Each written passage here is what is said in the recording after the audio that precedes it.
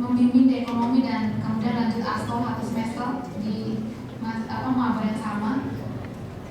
Yang hampir selalu saya temukan tuh mungkin dari 15 orang yang akan bilang terima kasih tuh cuma 3-4 orang.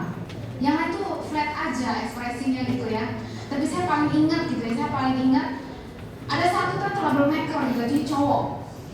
Itu bagi saya tuh maba paling berkesan gitu ya. Dia itu ya kalau di kelas itu udah usil sama temannya ya, nggak kerja tugas. Lalu dia akan bilang, kapan sih kita pulang gitu ya, kok lama banget ya datang jam 6 pagi pulang jam 5 sore. Komplain terus ya. Begitu masuk kelas dia akan bilang, aduh aku tuh sebel ya. Itu loh divisi apa sih yang suka mereka saya lupa. Nah, itu loh cari-cari kesalahanku gitu. Aku loh nggak salah, rambutku ini loh segini bisa dibilang kepanjangan gitu ya. Hanya keluar dengan omelan-omelan, komplain, keluhan ya. Jadi situ pusing gitu ya. Satu hal yang harus kita ingat, kita tuh jangan ciptakan image ya. Frontline itu malaikat, lalu divisi lain tuh kayak apalagi keamanan dan evaluasi gitu ya. Dia teriak cuma kerjanya teriak marah-marah, ya cepat nyebrangnya, lihat temannya gitu ya, teriak gitu ya. Saudara-saudara, jangan kita itu membuat mereka menambah kesan ini kalau pemimpin frontline itu malaikat banget ya. Salah pun masih dibela ya, karena ada dulu berantem yang frontline-nya sama divisi lain karena belain maba. Kalau dia benar, kita boleh meng-cross check ya. Kita ini membela, memperjuangkan kalau dia itu benar tapi disalahkan. Tapi kadang-kadang mereka tuh mengadu domba, jadi jangan terlalu pikir bahwa maba itu lugu ya. Jangan-jangan mereka tuh manfaatkan kita ya. Oh ini ada pembimbingku, ada frontline kan membela aku sampai titik darah penghabisan gitu ya. Jangan ya. Kalau dia salah kita harus tegur. Ya. Kalau dia benar, kita tuh bisa. Oke, nanti kita cross check ya. Jadi jangan sampai kita tuh membuat mereka tuh punya image yang makin dualisme gitu ya. Kakak frontline-ku baik banget ya, yang divisi lain tuh jahat banget gitu ya. Ingat-ingat ini waktu kita nanti sudah berhadapan langsung dengan mereka gitu ya. Tujuan kita untuk melatih mereka juga supaya mereka tuh dewasa ya. Kalau mereka salah kita perlu tegur. Kalau mereka benar, ya kita dukung, support gitu ya. Jangan sampai kita tuh mudah diadu domba gitu ya. Karena kadang-kadang kita tuh perlu cross check. Apa yang mereka ngomong tuh belum tentu benar ya. Dia yang salah, tapi dia akan cerita bahwa dia yang benar ya. Jadi jangan terlalu lugu kalau diomongin sama apa dan kita percaya saja. Cross check dulu benar apa enggak ya. Lalu yang ketiga, skala motivasi, tujuan, cara atau metode. Ini yang paling penting. Situ dibilang, janganlah kamu seolah-olah mau memerintah atas mereka, maksudnya secara otoriter atau merasa kamu tuh paling benar. Tetapi jadilah teladan. Nah ini yang berat ya. Jangan kalau kita itu di atas mereka senior, kita bimbing, lalu kita tuh merasa kita tuh superior. Dibilang di situ jauh lebih penting tuntutannya adalah jadi teladan. Omongan kita ya, cara kita berpakaian, termasuk nanti kalau sampai kuliah, cara kita merespon kalau ada masalah, misalnya mereka tuh merasa diperlakukan tidak adil oleh divisi yang lain ya. Cara kita merespon ya, jangan kita tuh kayak ini lagi kebakar lalu kita tuh tanpa siram minyak gitu ya. Emang kok ya keamanan tuh jahat, kok ya bisanya cuma teriak-teriak aja tuh. Kamu benar, kasihan ya kamu dijemur gitu ya. Jangan ya. Jauh lebih jauh kita bilang gini, oke tadi masalahnya kenapa, kamu dimarahin kenapa? Ya aku dimarah-marahin ya, saya pernah ikut nyebrang ya waktu itu. Emang sih begini, ayo cepat-cepat, jangan lama-lama nyebrang. Iya karena waktu nyebrang, bayangin ya itu rotasi begitu padat di itu loh yang seberang crossing ATM mau ke gedung B ya. Saya tuh dari sebelum itu mereka tuh ngobrol berdua ya. Ini cowok-cowok nih masih gosip apa gitu yang ngerasain frontline yang mungkin ya. Lagi ngobrol jalannya slow motion banget, padahal ini yang nganterin mau nyebrang tuh banyak. Makanya keamanannya bilang, ayo cepat nyebrang, jangan kelamaan gitu ya. Langsung mereka berdua begini, udahlah santai aja bro, gak usah pakai otot gitu ya.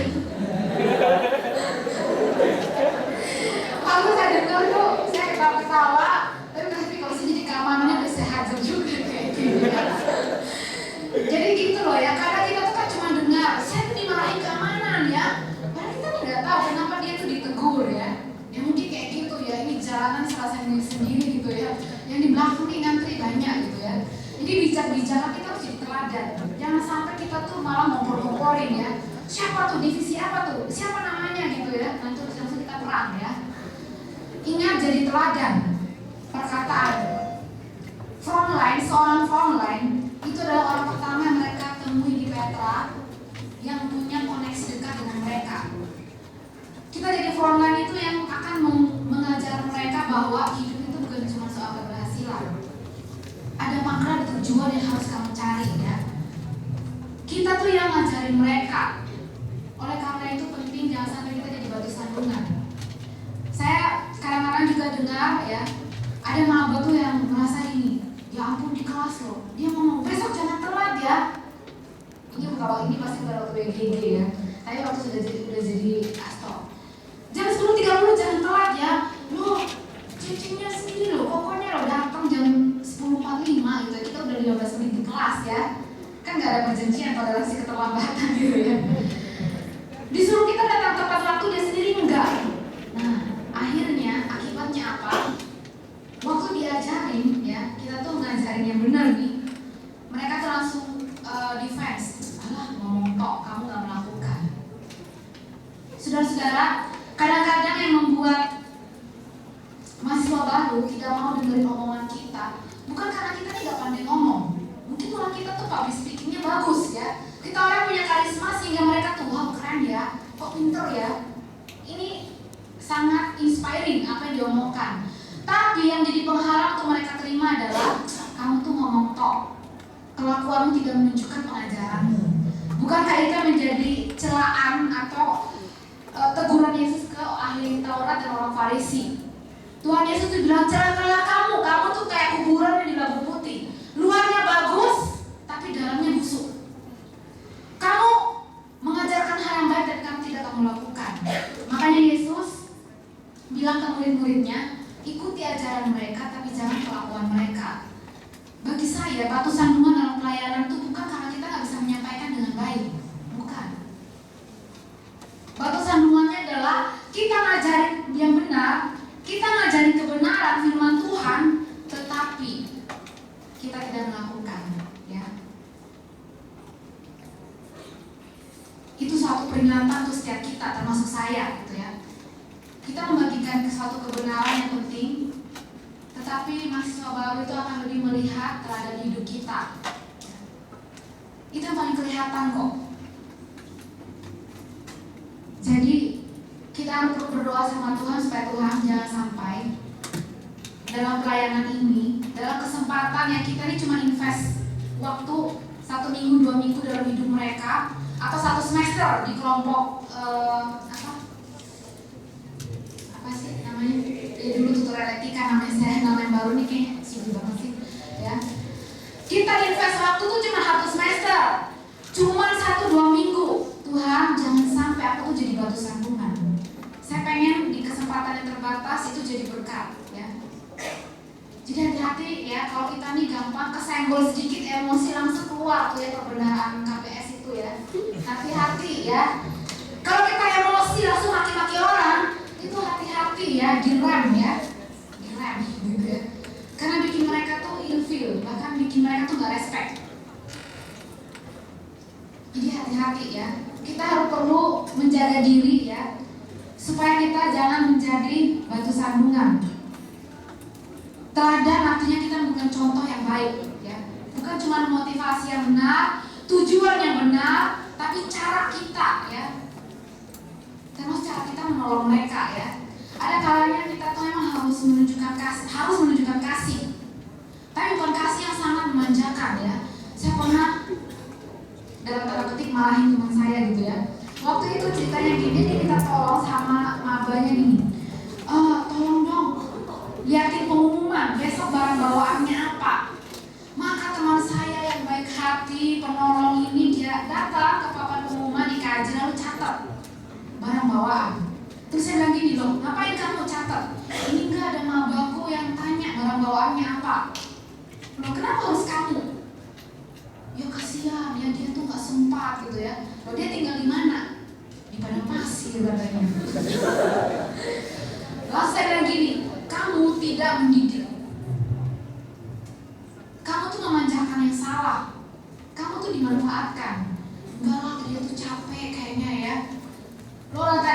masih keluyuran kok ke gedung P gitu ya. Sakit apanya gitu ya.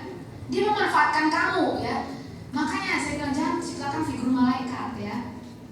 Makanya itu dimanfaatkan. Kamu tuh dimanfaatkan kalau kamu tuh nggak sadar. Bukan berarti nggak boleh nolong, tapi nolongnya itu loh harus yang benar ya. Kecuali kalau dia tiba-tiba sakit lalu pulang, lalu boleh lah ya kita tolong. Tapi kalau malas memanfaatkan, kan cewek-cewek ini baik ya, baik hati, tidak sombong, rajin menabung gitu ya. Kita harus tanya kenapa ya, kan wajib loh, mereka wajib kan lihat pengumuman barang bawaan. Jangan sampai ekspresi kasih kita tuh memanjakan ya. Kita harus mendidik. Ada kalanya ya saya terharu juga kalau ini kan saya tuh menegur teman saya ya. Gak apa-apa kita tuh terlihat agak kejam sedikit, tapi supaya mereka tuh belajar mandiri ya. Toh nanti kuliah kan gak ada tuh titik-titik lihat di pengumuman kan ya. Belum tentu bisa seperti itu. Tapi saya salut gitu ya, ada mabanya yang tinggal di kos-kosan lalu sakit. Nah ini kakak frontline-nya ini saya pikir tuh berkorban ya. Jam 11:30 malam tuh mabanya ini kontak. Situ sakit gitu ya, jadi harus dibawa ke rumah sakit malam-malam. Di kos itu dia belum kenal siapa-siapa, yang dia paling kenal itu yang punya kontaknya ya itu ya. Dan teman saya itu bela-belain ya 11:30 malam kami ke mitra keluarga karena dia harus dirawat gitu ya. Itu harus dilakukan ya, jangan bilang enggak kamu harus belajar mandiri ya. Kita lewat taksi ya, udah itu tinggal pesan ya, pergilah sendiri. Kasihan ya, itu untuk pertolongan. Jadi masih kita ini butuh hikmah, mana yang kita harus tolong dan mana yang tidak. Kita harus bilang kamu usaha sendiri ya. Ada yang sampai ini yang nganterin ke rumah sakit, ada yang beli makanan ya, karena sakit nggak bisa keluar kos. Astornya gitu ya, frontline-nya beli makanan antar ya karena masih kos sama-sama gitu ya, anterin ya.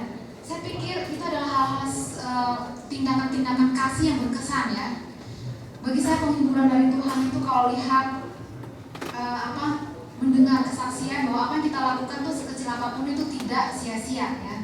Bagi saya selama saya 3 tahun jadi frontline atau jadi astor itu salah satu penghiburan yang sering Tuhan berikan itu tidak pada waktu melakukan itu ya.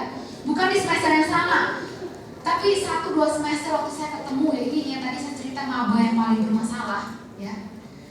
Satu hal yang membuat saya berkesan, ini cowok nih, saya ini nakal banget tapi ya pasti butuh perhatian kan. Di antara teman-temannya itu ya, ada loh ya. Ini kan saya kuliah di gedung B ya seringnya.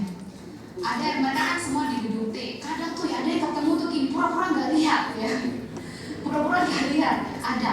Tapi anak ini ya sampai teman saya tuh yang kami sama-sama astor, itu kayaknya maba kamu deh. Jadi dia tuh di misalnya persimpangan T itu dia berdiri nungguin pas saya lewat, dia akan nyapa. Pagi, siang, atau malam ya. Ini anak yang bikin masalah loh ya.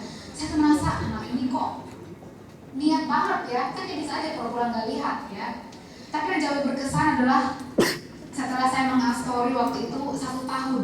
Jadi udah semester 3 atau 4. Waktu saya ketemu di mall ya. Dan dia tuh bilang gini, sorry ya, dulu kayaknya waktu di kelompok tuh saya tuh paling bikin masalah ya.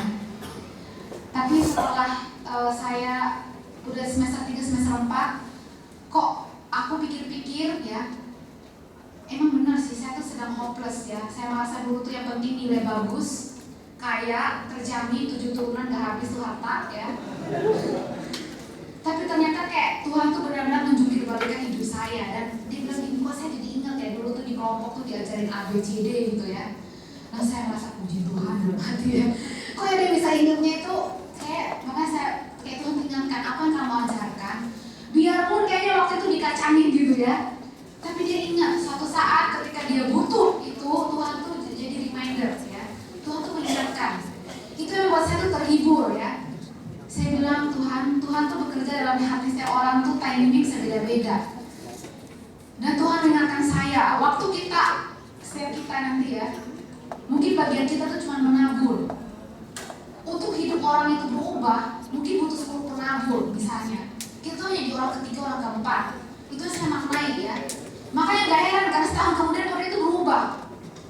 Dan saya itu cuma satu dari sekian orang yang sudah menabur kebenaran dalam hidupnya. Bagi saya itu sukacitanya sama ya. Saya saya sebagai penabur kesekian, dan orang terakhir yang mengingatkan dia. Itu sama sukacitanya itu ya. Jadi saudara-saudara, biarpun nanti kita melayani ya, maba kita tidak selalu bersikap manis, malah bisa marah-marah kita, komplain, bahkan maki-maki itu ada ya. Mereka bisa tidak berterima kasih kepada kita, tetapi jangan tawar hati ya. Kita melayani karena kita ini dianugerahi Tuhan kesempatan. Tugas kita hanya menabur di hidup mereka. Perihal mengubah mereka itu tuh urusan Tuhan ya. Oleh karena itu berdoalah dari sekarang untuk calon-calon mahasiswa baru yang akan kita bimbing. Bagi saya salah satu hal yang membuat saya tuh kapasitas untuk mengasihi mereka itu jauh lebih besar adalah mendoakan ya. Saya berdoa supaya Tuhan bekerja dalam hidup mereka. Entah sampai kapan ya, maksudnya Tuhan kapan mengerjakan dan mengubah hidup mereka. Kita perlu berdoa supaya kita itu dipakai Tuhan menjadi salah satu penabur di hidup mereka ya. Kita tidak akan pernah tawar hati kalau kita tahu peran kita cuma dipakai Tuhan untuk menabur, bukan untuk menuai. Kita tidak akan kecewa, tawar hati, mundur dari pelayanan kalau kita tahu jelas peran kita apa. Dan mari kita mungkin di tengah kegentaran, ketakutan, saya ini bukan orang yang pandai ngomong. Saya ini pemalu yang maju ke depan udah gemeteran. Saya percaya Tuhan perlengkapi dengan skill. Asal kita terus menjaga hati Tuhan, saya mau Tuhan pakai. Masalah skill, pengalaman itu Tuhan bisa tambahkan lewat pembinaan ya. Kita berdoa yang penting kita tuh tidak tawar hati ya. Tuhan, saya mau melayani Tuhan. Apapun respon mereka, berdoalah supaya kita tuh tidak kecewa karena keputusan kita untuk melayani Tuhan. Kiranya Tuhan akan menolong setiap kita dalam pelayanan kita ke depan, dan maknailah ini sebagai kesempatan berharga untuk kita diizinkan Tuhan invest satu kesempatan untuk menabur kebenaran dalam hidup mereka. Mari kita berdoa. Ya Tuhan yang terkasih, kami bersyukur di antara ribuan mahasiswa Petra, Tuhan boleh memanggil setiap kami untuk melayani Tuhan sesuai dengan peran kami masing-masing. Ya Tuhan yang terkasih, tolonglah setiap kami, murnikanlah motivasi kami, tujuan kami melayani, dan ajarlah setiap kami supaya kami boleh belajar terus menjadi teladan melalui perkataan kami, melalui sikap dan tindakan kami, supaya kami boleh menjadi teladan bagi para mahasiswa baru yang akan Tuhan kirimkan dan Tuhan percayakan untuk kami bimbing dalam kelompok kami. Ya Tuhan, dalam segala kelemahan dan keterbatasan kami, tolonglah supaya kami tidak menjadi batu sandungan bagi mereka. Tapi melalui hidup kami ini, kami boleh menjadi figur-figur yang boleh mencerminkan Kristus, menunjukkan bahwa di dalam Kristus kami memiliki perubahan hidup, dan kami rindu untuk membagikan kebenaran itu, bahwa hidup kami diubahkan karena kami berjumpa dengan Kristus. Kami berdoa ya Tuhan untuk calon mahasiswa baru yang akan Tuhan kirimkan ke Petra.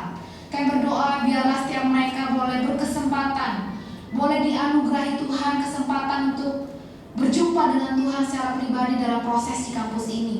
Pakailah kami ya Tuhan dalam waktu terbatas ini supaya kami boleh menginvestasi waktu kami untuk menaburkan kebenaran-Mu dalam hidup mereka.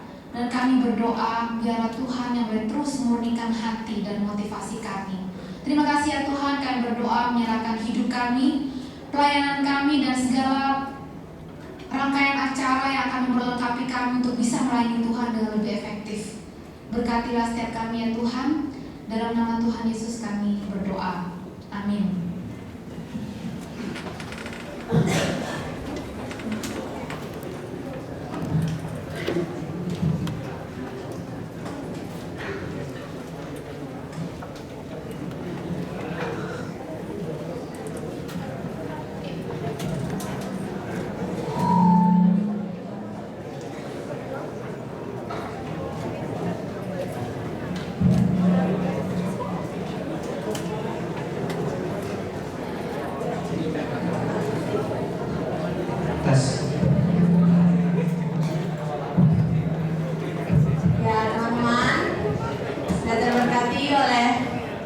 Oleh materi kita hari ini, siapa yang sudah diberkati boleh angkat tangan.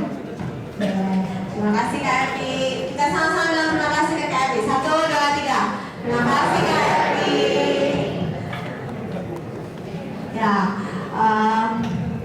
kita akan ucapkan terima kasih. Kami dari divisi peran punya souvenir buat Kak Evi. Kak Evi boleh tolong maju lagi ke depan. Dan nanti Cenova akan menyerahkan.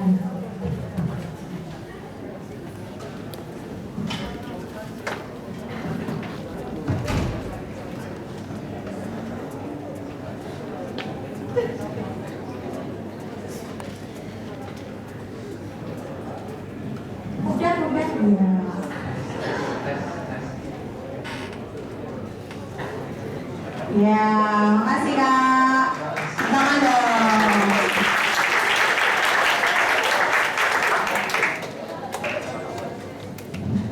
Oke, kelihatannya sudah capek semua ya ini ya.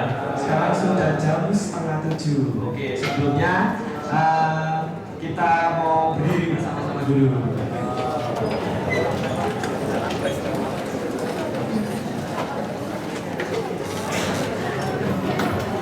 Singkat jadwal kita. Ini harus semangat ya. Jangan kalah sama kakek ini. Kalah. Ya.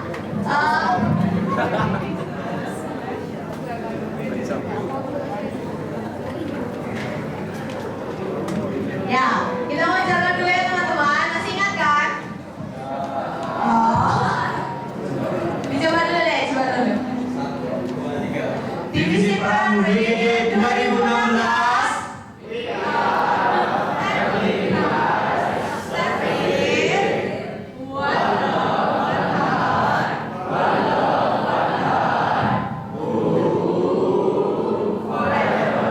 Belum semua ini kelihatannya.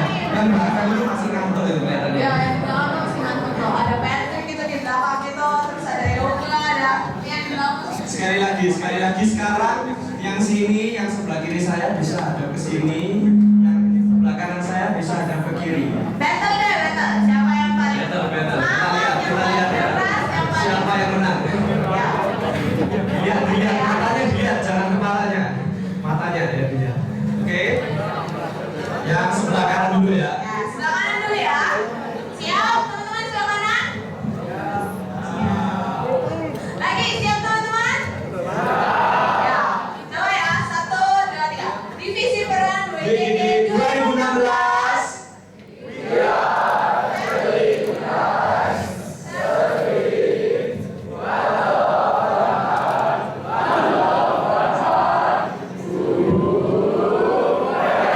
Belum kelihatan battle-nya sekali lagi ya. Sampai kelihatan battle-nya.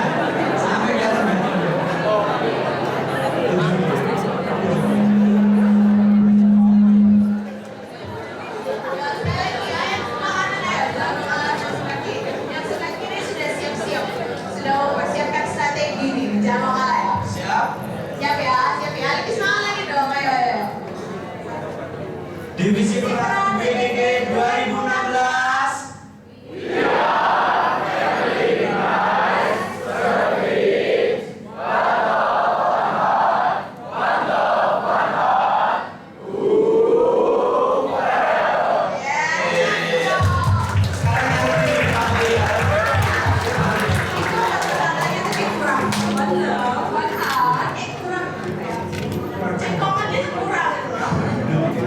Ayo, yang sebelah kiri jangan mau kalah ya, sebelah kiri jangan kalah. Jangan lupa cekokannya ya.